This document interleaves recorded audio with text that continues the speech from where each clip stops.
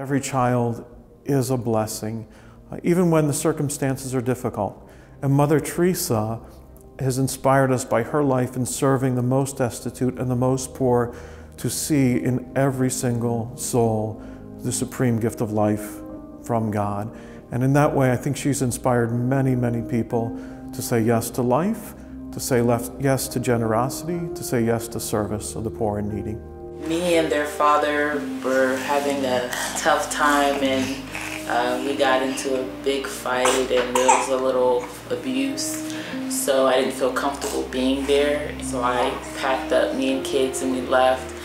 A friend was supposed to let me and my kids stay, and she kind of like pushed us to the side. So we ended up kind of like jumping from a shelter and staying at a hotel, struggling to stay at a hotel. I had no idea I was pregnant. I thought I had a stomach bug, and come to find out I was pregnant, and then they told me I was 20 weeks. I was staying with a friend of mine. Well, that friend decided he was going to have another friend come stay with us. I had the rent money stashed away, and she found it and she took it. Well, the landlord that we were renting from decided that he was going to turn our heat off. He was going to turn the hot water off. And it was the middle of winter. I had nowhere to go. I didn't know what I was going to do. I knew I had to get out of that situation. If I wanted to keep him, I wanted to raise him. So I knew I had to do something, so I came out here. I was working for Walmart, but then it reached a time whereby I have my son Jaden. I couldn't leave him with somebody at that time, like in the night. So I tried to tell them, please, I can't work night anymore. I don't have anybody for my son in the night.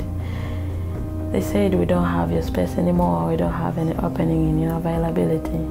By the end of the month, I wasn't working. I was looking for a job, and time was running out. I couldn't pay the next rent. They told me, you can't stay here anymore since you're not working, so we have to pay bills. My husband and I are married, and around the time I was 8 weeks pregnant, something happened between me and him that was just really like a straw that broke the camel's back. It's not healthy for me. With twins, you're considered to be at high risk. So I moved in with my mom, and then I moved into Mary's shelter. I was actually getting in the car on my way to drive to Richmond to try to get into a shelter out there when Miss Kathleen called me, and I actually started crying. I was just like, oh, thank God. Like, I was just really happy, very happy. When I found out that I had a place to stay, apart from that public shelter, I was like, oh my God, thank you. And these people are really good. It was like an emotional roller coaster because I didn't know what was going to happen when I had the baby. And they gave me just about everything I needed. I was pregnant when I came here, of course, and everyone was really nice, very friendly, very helpful. They make sure you've got everything you're gonna need for that baby when you come home. Kathleen came in my room with a diaper bag with bottles, wipes, diapers, everything in it. The first week that I came, I didn't have any money. They helped me get food. All through that holiday, they were away, and then they gave me soap. They gave me clothes. They told me if you don't have clothes, we have boutique. You can come and get clothes for your son. You can get clothes for yourself. I was kind of nervous, being away from my husband. Even though we had problems, that was something that I've known for so long. And I stressed a little bit after the girls were born, but it wasn't much at all because I knew that I had a place to come back to. I knew that the people cared. They called me when I was in the hospital, She was born, her eyes were yellow, and I know usually some babies' eyes are like that, and it usually goes away after a couple of weeks or so of life.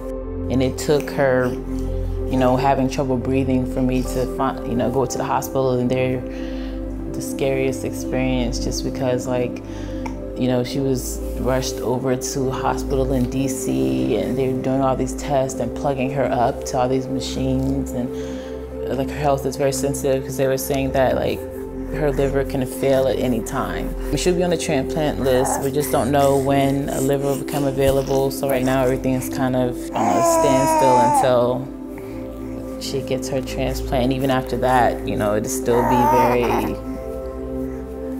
sensitive.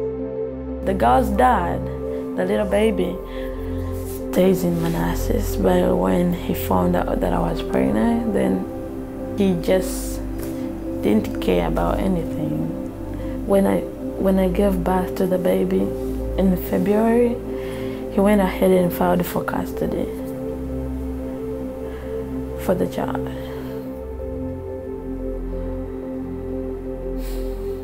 I feel like he didn't do anything for me, like he didn't even support me, like I've never thought about like deciding to keep my child and have her and then go to court because of her.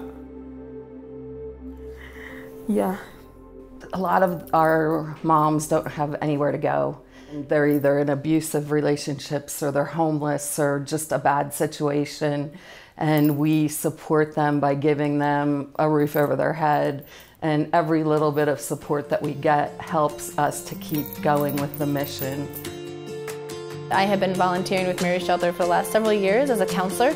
I do anything from, computer work to writing thank you notes to sealing envelopes and whatever I'm needed to do. When we love and when we give generously, we are making incarnate the very love of God in our lives, the lives of our family, and our community. It was surprising to me when I first got here how nice the house looked, and it didn't feel like a shelter to me. Mary's Shelter doesn't feel like a shelter to me. It feels like a home where you can get yourself together. They'll help you go to school. A lot of girls come in here with no GED. They'll help you get your GED. They helped me get my CNA. When I started doing interviews for work, Karen and me went out and went shopping and got interview clothes. I just am enthralled by everything that Mary's Shelter does. Because of here, I definitely do feel like we will be together, and my girls and my husband and I will be able to be a family, and that's definitely something that I want. If we can create healthy families, then we can create healthy communities, and then healthy communities creates, a healthier society. My wife and I kind of sat together one year. It was like, we can do something. It may be for 10 kids, it may be for 20 kids. We went out and more or less just went to some of the local businesses and put out like drop boxes. Santa Claus shows up on the fire truck, goes inside, takes pictures with all the families, and hands the presents out as the families come in. The Christmas thing for us was a way of like, hey, we can give back in a much different way. And for us to be involved with local businesses and people like Mary's Shelter, it kind of brings everybody in together and kind of gives it that hometown feel. When we give, we don't know how often that actually has a ripple effect. But it has impacts, and impacts that change the lives of people. Without the support, whether it's like a $20 a month donation or our big donors or the people that drop off the diapers, we need everything we get. I'm really happy, and I really thank those people so much for that heart, because they donate everything. They donate for us, everything, food, anything we have. I thank them so much. I'm very thankful for what they've done. They're the ones who put diapers on my kids. I was thinking about giving them up until I found this place. So I really think if it wasn't for them donating, a lot of us probably wouldn't have our kids.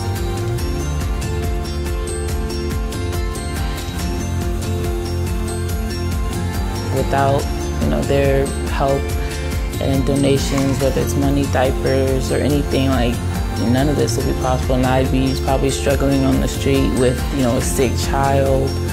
I'm very thankful, and it's a blessing to be able to be here.